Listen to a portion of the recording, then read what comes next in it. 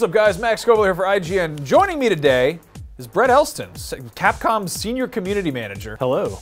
What does that mean? That means I am looking at Twitter and Facebook on the Resident Evil pages all the time, but also looking at the consistent feedback that comes from not just those pages, but also our own Capcom Community blog, forums all over the world, and kind of taking that feedback and sending it back up the chain to inform kind of what we do next, really. Cool. Have you found that with this being the first kind of episodic game in the series, that this is like giving you, kind of keeping you busier, kind of more of an active role? Yes, so normally when you have a game come out, it's like, it comes out, you have a few weeks of reactions and fan response, and you kind of collect all that and move on. But in this case, since it was episodic, it's like every week is a mini launch.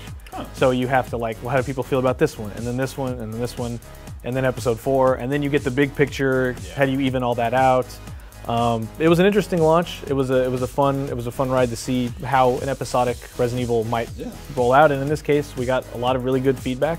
I think people were generally pretty pleased, which was exciting. On that note, we should note that the game is out right now, and there are going to be spoilers in this discussion. This is kind of like a post-mortem, if you will. So if you haven't played the game, go play it, and then you'll know what we're talking about, and we won't ruin anything.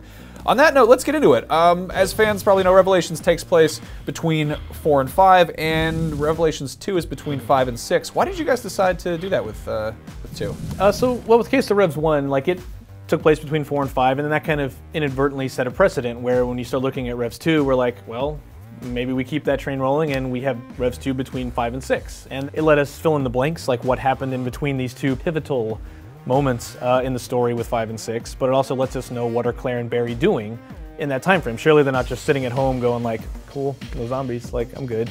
Surely they're doing something. So in this case, we got to see what they were doing, and as a sort of aside, this also lets Barry get in an adventure before he gets too old. He's already getting up there, and setting it too much further down, can he still give a zombie a right cross? I don't know. So cool. Yeah.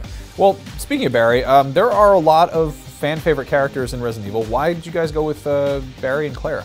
Well, I guess pretty much because they are fan favorites. They come up consistently along with the long list of popular RE characters, but Claire and Barry routinely top off most lists of like who they want to see return. And in this case, neither character had seen a lot of action, had been a direct star of a game, so it was a nice thematic continuation of what we did in the first one. Right on, it keeps it interesting. New characters in there. Now, shifting gears about as drastically as I could, there are a lot of references to Alex Wesker. That was the big reveal, is that Alex Wesker is in the game. This is a character we've heard about, but have never seen before. Was it always the plan to have her as the villain for this?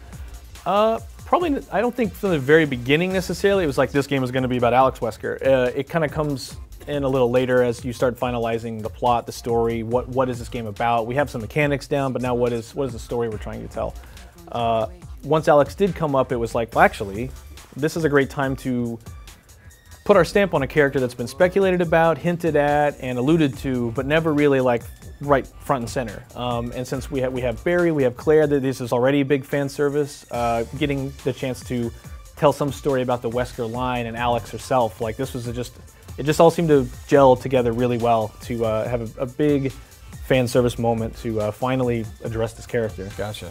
Well, that's one of the many ties kind of back and forth. In episode 3, we found out that Neil had ties to Morgan Lansdale, who was in Revelation 1, and Natalia was orphaned because of something that happened in Revelations 1. Are there any other kind of connections between the two games? The Terra Grigia panic, which is this city that gets lasered from space, which, I mean... Yeah, it happens. Right. But yeah, the Terra Grigia panic sets a lot of events into motion that definitely influence events of Revelations 2.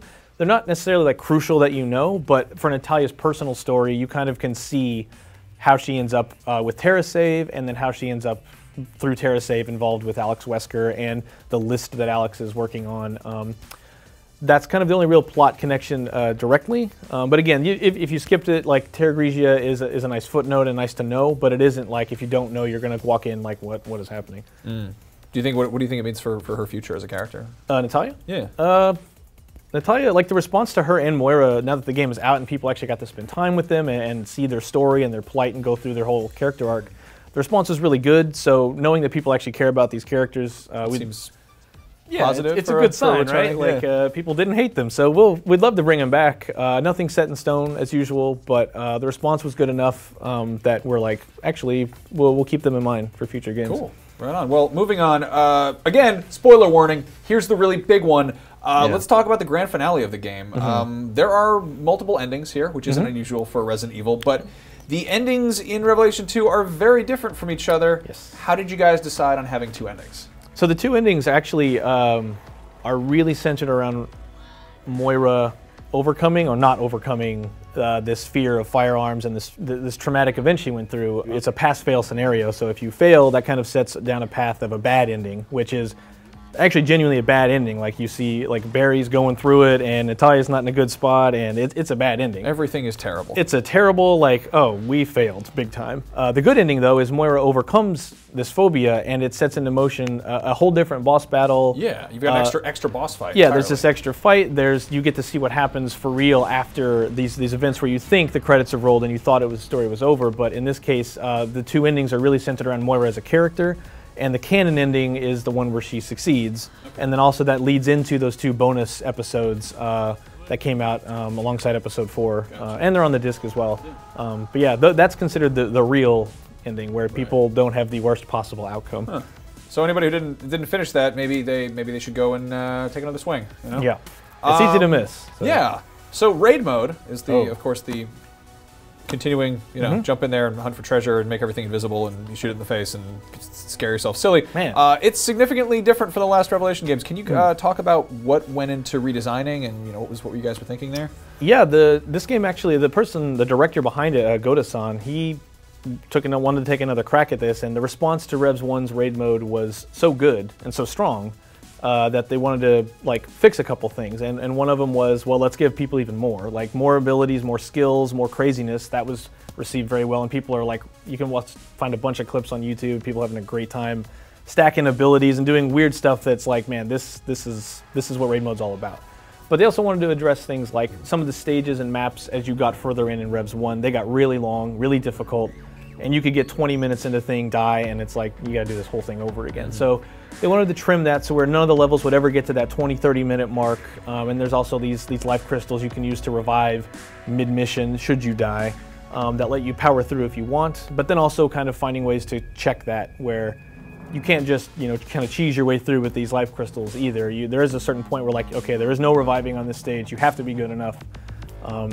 Things like that. Things like balance, abilities, and just getting people more meat to chew on. Yeah, it seems like you guys definitely fleshed out a lot. Yeah, there's a lot to look at. You say meat, I say flesh. It's kind of all the same. It's all delicious. That's yeah, the point. that's gross. But yeah, that's cool. So if you've been playing the game at home and you finished the campaign and stuff, jump in the raid mode because there is a lot there. So beyond that, is there anything else coming down the pipe that our dear viewers should know about? Yeah, actually, starting in April, we have our online events starting on ResidentEvil.net. If you were playing RE6 or Revs 1, we had a lot of recurring events where you could get some bonus goodies for the website or even in-game content. So we kicked that off in April, online events. The response to Raid has, again, been very strong, so we're not done with Raid by any means, and we hope to have more to say about that once those events kick off in April.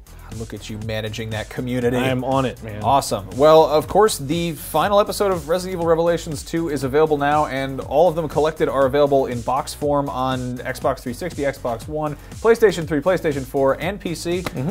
So you can go check that out right now if you want. And of course, if you want more information about Resident Evil, right here on IGN, there's plenty of it. Brett, thank you so much for taking the time to talk to us. Thanks for having me. Absolutely. Take it easy, guys.